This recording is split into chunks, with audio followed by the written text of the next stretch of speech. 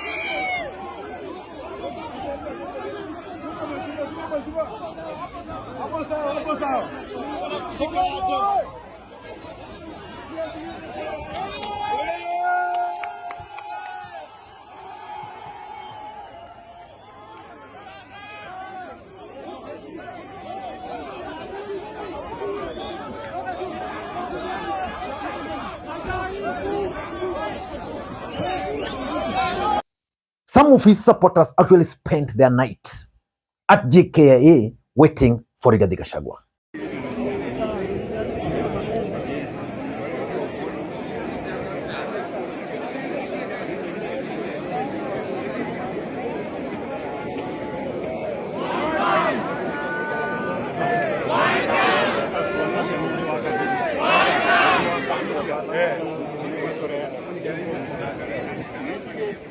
But it turned ugly. The scenes were chaotic. Wao wanajaribu kupiga ama wanarusha mawe barabarani kuweza kuzuia viongozi hao wakielekea katika sehemu za Nairobi, na hivyo ndivyo hali ilivyo. Kwa sasa gari hizo zimefanikiwa kupenya, lakini kunazo pia zile zingine ambazo ziko nyuma. Ni hali tete mno, viongozi hawa wakijaribu kutafuta njia ya kufika katika maeneo ya Kamukunji, ambapo tunaarifiwa kwamba kule ndipo wataweza kwenda kuhutubia wale ambao wanawaunga mkono. Pia hapa tunavyoona pia wamesimama. Kile ambacho kinaendelea mbele ni kwamba kuna baadhi ya vijana, na hao ni vijana ambao kutoka mwanzo ama kutoka mapema kabla ya Gachagua kufika walikuwa tayari wamefika wakitumia pikipiki. In this video, I want us to do a critical analysis about the return of Rigathi Gachagua. Before we do that, for those who are watching this channel for the first time, please take a second or two, click that subscribe button so that next time we produce a video like this, YouTube will automatically notify you. And to the subscribers, I want to continue thanking you guys for your continued support. Because without that support, this channel cannot be where it is. Ladies and gentlemen, I want to begin this video by looking at the reception. How was Rigathi Gachagua received?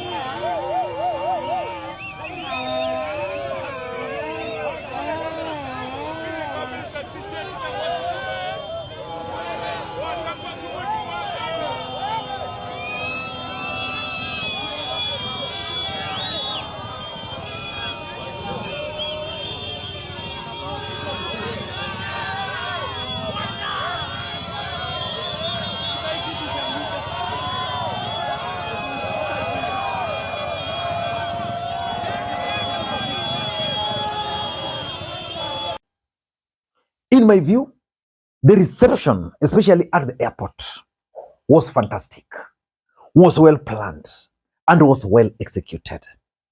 The organizers knew what they wanted, and they knew where to get the results. And that's why probably Rigathi Gachagua decided to cancel that Kamukunji rally, because that Kamukunji rally would have flopped badly.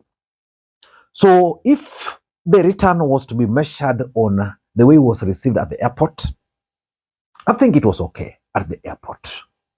But there were a lot of drama at the airport. And that's why I played and asked you the question, what was really happening here?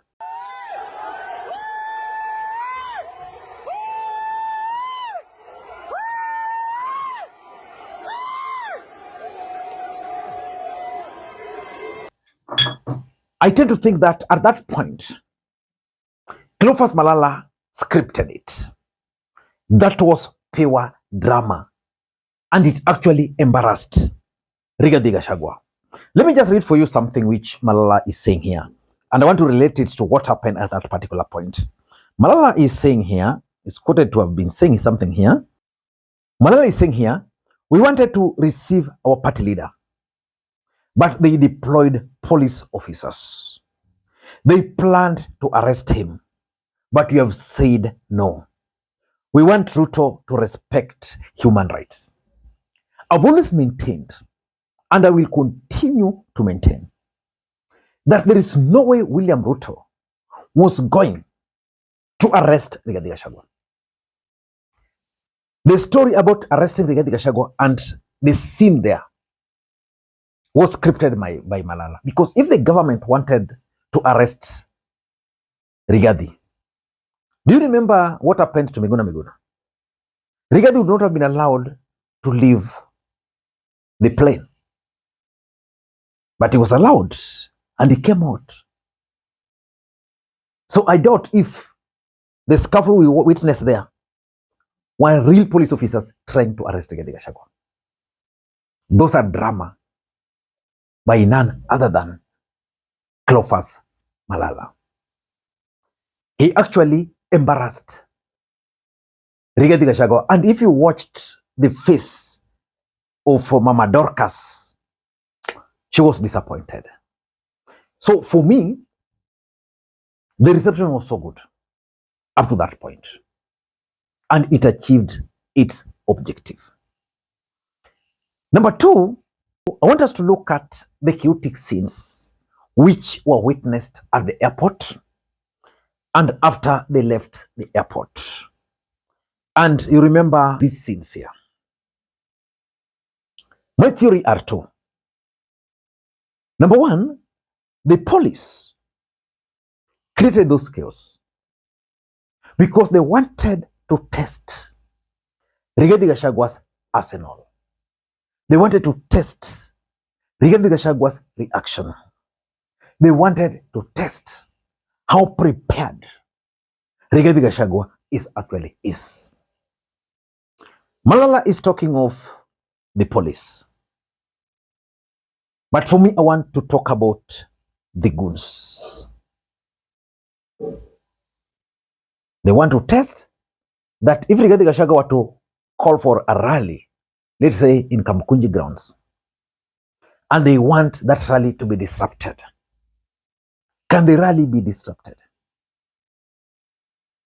That's what they wanted to test. So right now, I'm 100% sure that the intelligence has briefed William Ruto that this is how far this guy is prepared. If you do this, probably he can behave like this. That's the first thing. Number two, in the chaotic scenes, the use of goons are actually also meant to frustrate Rigathi Gachagua. The question is, where were those goons from? Are they members of Mungiki? Or are they members of a gang in Nairobi? Because we have Rigathi Gachagua who was coming back into the country. His allies announced to the country that the country was going to come to a standstill. Indeed, the airport was chaotic.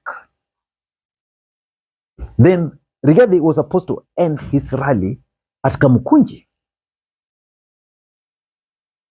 Then this guy said, you are not going to go there. Rigathi had to be forced to cancel that Kamukunji rally. Who forced him? The goons. Because it was chaotic to an extent that by the time they were going to arrive there, they were not going to find people there. So the chaotic scenes, in my view, were created by the state to frustrate Rigathi Gachagua. The third thing I want to talk about is the publicity. If there's one thing, or if there's one area Rigathi Gachagua scored heavily, publicity. Today from morning, all media houses were waiting for Rigathi Gachagua at the airport. What time did he arrive? So which means Kenyans were really waiting for Rigathi Gachagua to arrive. Remember, Rigathi Gachagua is a very good communicator. So he wanted that publicity. Even the chaotic scenes worked in his favor because they're actually trending as we speak. And that's why I keep on saying that if there's one thing Rigathi Gachagua will outsmart William Ruto, is the issue of communications. He understands his audience. He understands how to communicate with them. The fourth thing, the boycott by the co-principals. There is a gentleman who really insulted me in one of my videos. And in that video, I had claimed or had suggested that Kalonzo, Matiang'i, Natembeya should not join Rigathi Gachagua's homecoming. I don't know whether they watched the video or the clip or whether their team just decided to make it that way. But the truth of the matter is that these principals boycotted that event deliberately. Because if they had joined Rigathi Gachagua, three things. Number one, they would have endorsed Rigathi Gachagua as their leader. Because remember, this guy just went to the US for 2 months. How many people goes to the US there and stay there? Matiang'i was in the US for over 2 years. His homecoming was understandable because he was coming back to the country to declare his interest. Rigathi Gachagua was here, then left for the US. Then how do you organize for him a homecoming? Tomorrow Rigathi Gachagua will go to Europe, or let's say Uganda. Will they organize another homecoming? So if they had attended that, or if they had joined Rigathi, the principal would have endorsed him, politically speaking. Remember, this day was about Rigathi Gachagua. So even if Kalonzo was there, Sijui Nani were there, they were there. Who do you think was going to get the attention? Rigathi Gachagua. And of course, today was his day, not any other person's day.